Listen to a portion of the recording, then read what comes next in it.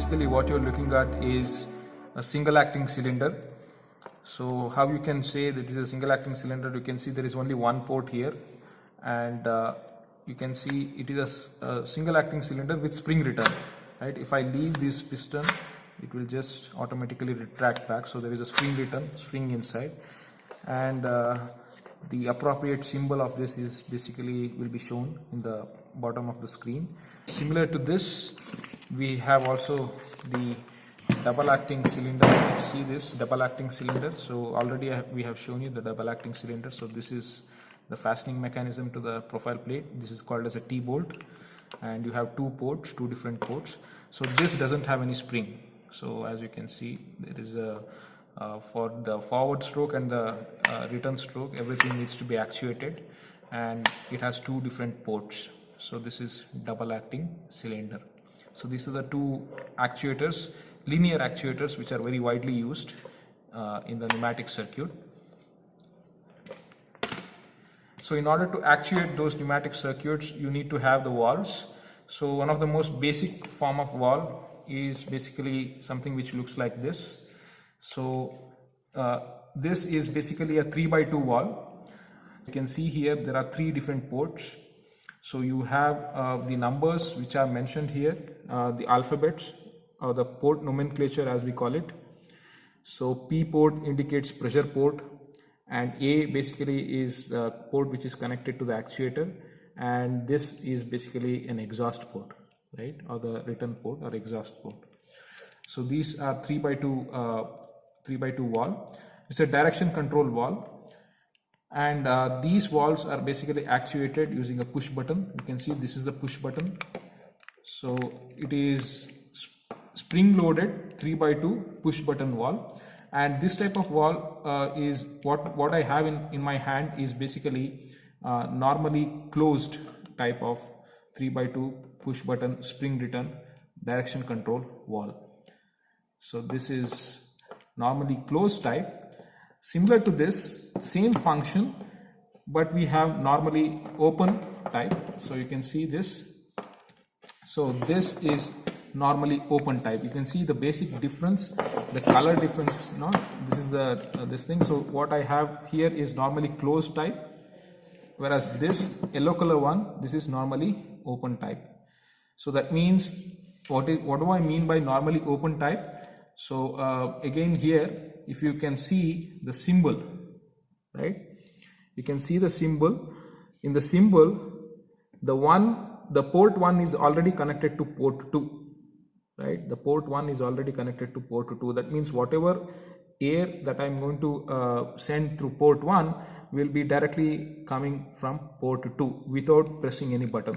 The moment I press the button, the valve will shift to the second position. That is where basically the other action happens. That means, the output port will be blocked. So this is normally open type, and this is normally closed type. So based on the requirement, based on the application, you can make use of either of them. So here in this type, you can see these are basically exhaust mufflers. So you have these to reduce the noise of what is coming out from the exhaust gases or exhaust air. So this is the muffler, and these ports, that is port number 1 and port number 2, right? These are the two ports, and this is the other port, which is the exhaust port. You do have these mechanisms where I can switch this, and I can use some other mechanism for actuating this valve. So this is basically push button type. So I can fix this, I can lock this, I can swap the actuation mechanism. There are different actuation mechanisms for the valves. So this is the push button type. Okay, so next we have in front of us a 5x2 pilot operated, single pilot operated valve. You can just have a look at the symbol. This is the symbol of 5x2 single pilot operated valve. Now, where are the 5 ports? You can see the 5 ports. So here you can see the port numbering. So this is port 1, the center port, and these ports, which is 5 and 3, these are the exhaust ports, 5 and 3. And if you turn this, you have the output port, these are the output ports which are 2 and 4. So these are the output ports that is connected to the actuator. These are 2 and 4. So you have 2, 4, 3, 1, 5. So these are the 5 ports what you have. And then you have one pilot operated port. So this is the pilot operated port. So here we will be giving the pilot signal, and this pilot signal will in turn switch the position of this particular valve. So these type of valves are basically used for indirect actuation of the double acting cylinders. Instead of direct actuation basically implies the output is directly given, the output from the direction control valve is directly connected to the actuator, whereas the indirect actuation is connected through pilot operated valves. So here we'll give the pilot signal. The pilot signal will in turn switch over the positions, and that in turn will supply the air to the actuators. Similar to this, you have 5x2 but double pilot operated valve. You can just see the comparison here. In this you have 2 pilot operated ports. This type of ports are also known as memory valves. The basic difference between these two valves is, in this valve you can see the symbol here, there is a spring on one side.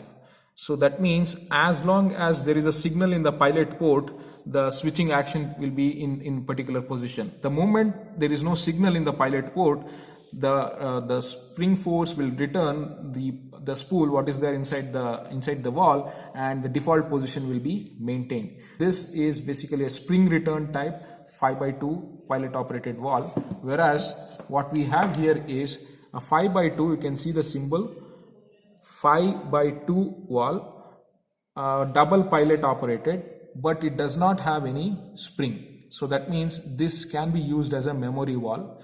Memory valve implies that this valve remembers the previous position which it was switched on to. So it maintains the previous position, hence it is known as memory valve.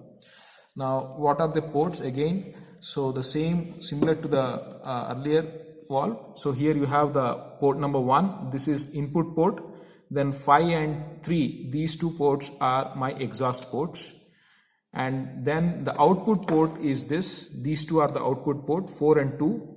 So these are the output ports which are connected to the actuators. And in order to switch the position of these ports, here we have these pilot operated valves. So in this valve you also see these are basically manual overrides. So if I press this, I can switch the position manually in the valve, right? Since this is basically a memory type valve, so sometimes you need to set the default position. That is why you basically manually override this by pressing, right? So this is manual override. So these are again used for indirect actuation of the double acting cylinders.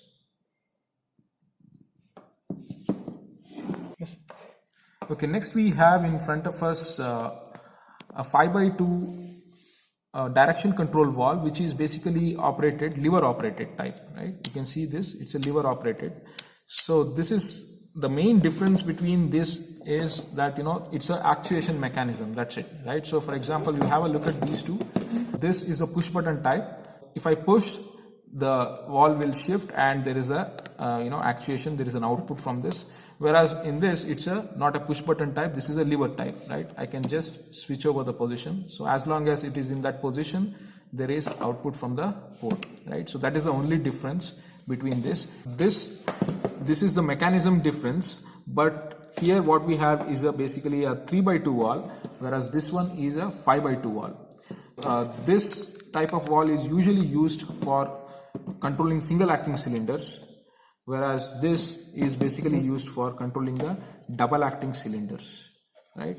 Here you can see the center one is the input port, port 1, and these 2 are the output ports, which are 4 and 2, and these are the 2 exhaust port, which is 5 and 3. So these are the mufflers. These prevent the exhaust noises that is coming out from the exhaust gases or the air. All these type of valves, what we have shown you right now, that is for the control valves. These are the different control valves, right? So these control valves, you can see these levers. you need to press these things, levers, and then insert it into the profile plate. To summarize, you have a 5x2 lever operated direction control valve. Then you have basically a 3x2 a push button type spring return normally closed direction control valve.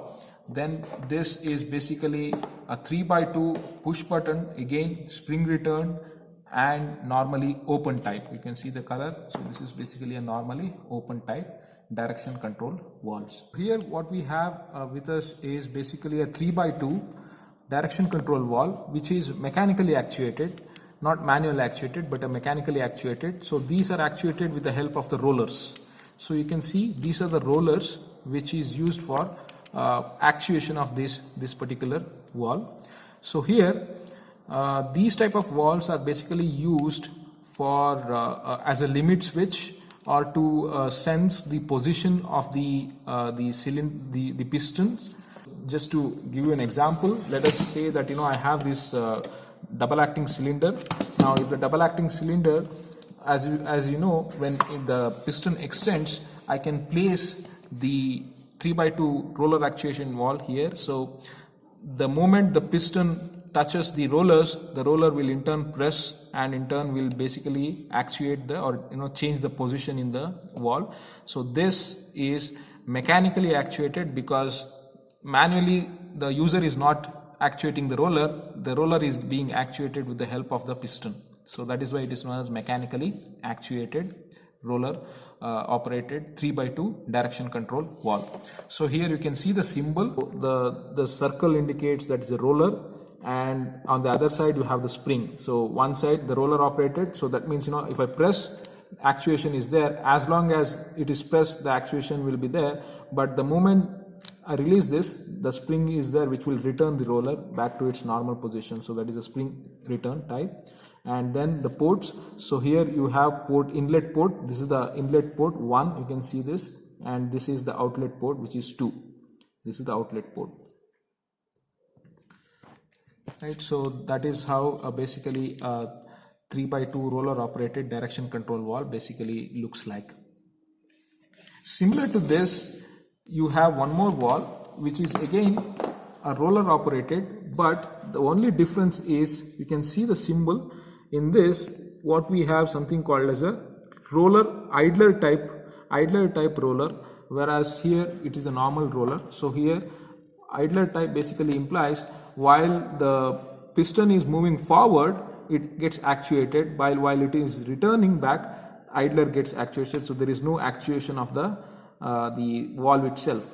So the actuation only takes place in one stroke, forward stroke in this case. In the return stroke, there is no actuation of this particular valve. So this is idler type 3x2 direction control valve with spring return.